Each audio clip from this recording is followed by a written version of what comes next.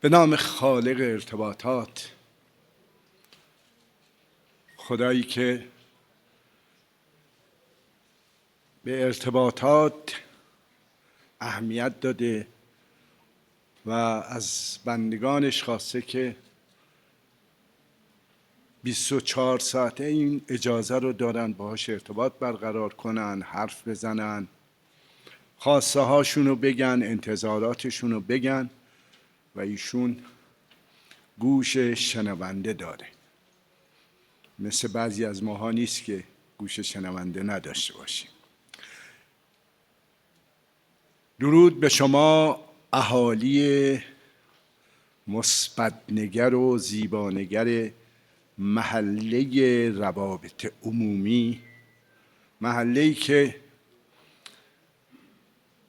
کسانی که میخوان واردش بشن باید ویژگی‌های خاصی رو داشته باشن که شماها همتون این ویژگی‌ها رو داشتید و بدون مشکل وارد این محله شدید.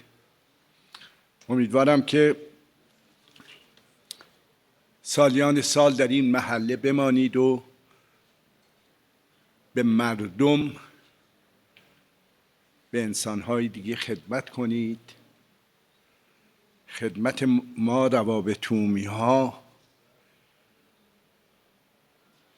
یکیش آگاهی دهی به انسان هاست، چرا که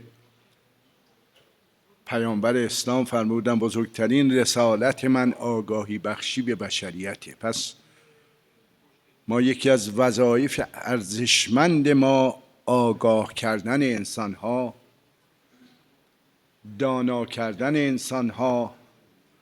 وقتی آگاه و دانا شدن توانمند میشن، توانمند که شدند شادند و انسان شاد قدم‌های محکم برمی‌داره برای پیشرفت و توسعه. در حال خوشحالم، از خداوند تشکر میکنم که به من دوباره ادامه حیات داد تا بتونم در این همایشم حضور پیدا کنم و عرض ادب و ارادت خدمت شما دوستان خوبم، هم محله‌ای های خوبم بکنم. استادان، مدیران، کارشناسان ارجمند روابط عمومی، خانوم ها، آقایان گرامی، درود و احترام صمیمانه به حضور شما و پذیرا باشید ارادت بنده رو خدمت خودتون. حوزه روابط عمومی در ایران امروز در نقطه حساس و سرنوشت ساز قرار دارد. تحولات سریع اجتماعی، اقتصادی، فرهنگی، فناورانه جایگاه و نقش این حرفه رو بیش از پیش مهم و تعیین کننده کرده. واقعا نقش ما امروز بسیار بسیار بسیار حساسه. اگر آگاهانه عمل نکنیم، اگر درست عمل نکنیم، سازمان ما دچار مشکل خواهد شد. روابط عمومی دیگر صرفاً نهاد اطلاع رسانی نیست، بلکه بخشی از ساختار تصمیم گیری و راهبری سازمان ها به شمار می رود.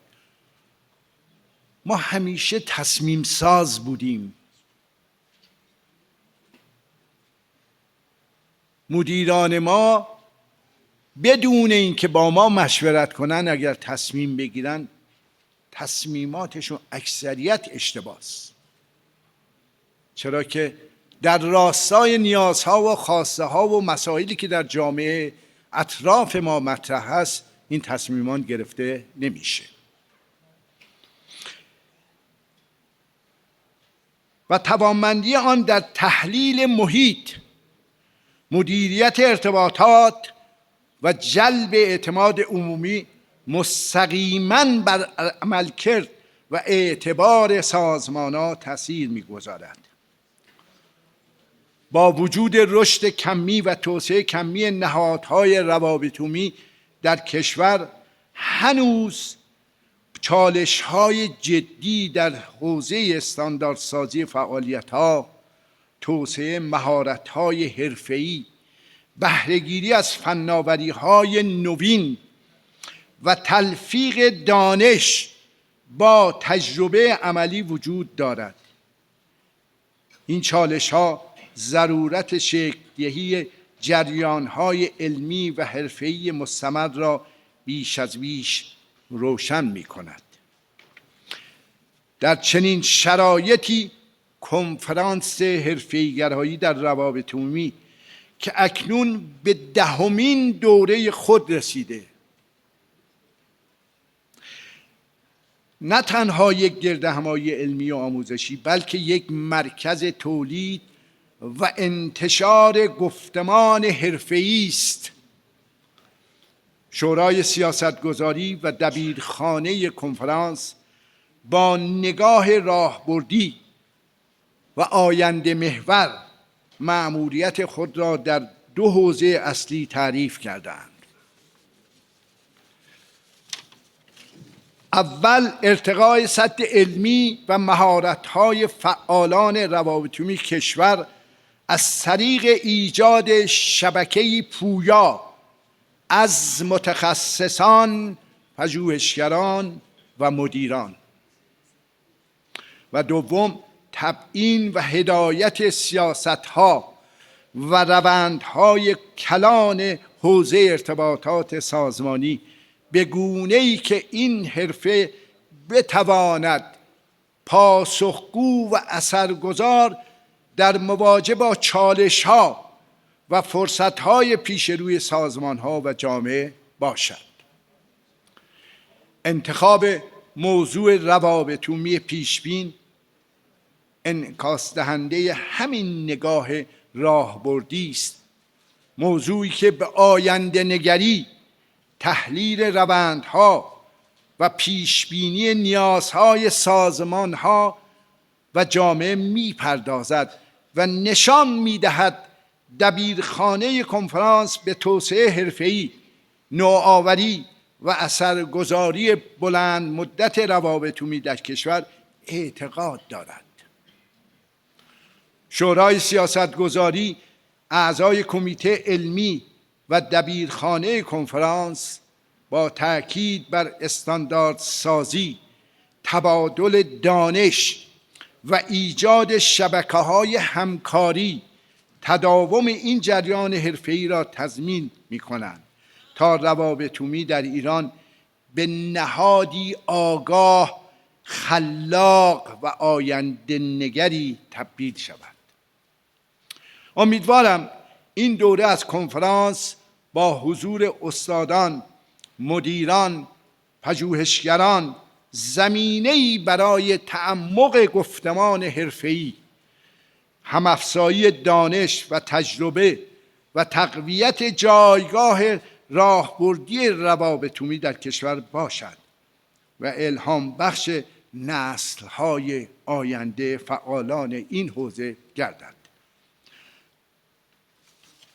نهایت باید بگم روابط عمومی پیشبین یعنی روابط عمومی که نه تنها میپرسد الان چه خبر است، بلکه میپرسد در آینده چه خواهد شد و چطور باید آماده باشیم.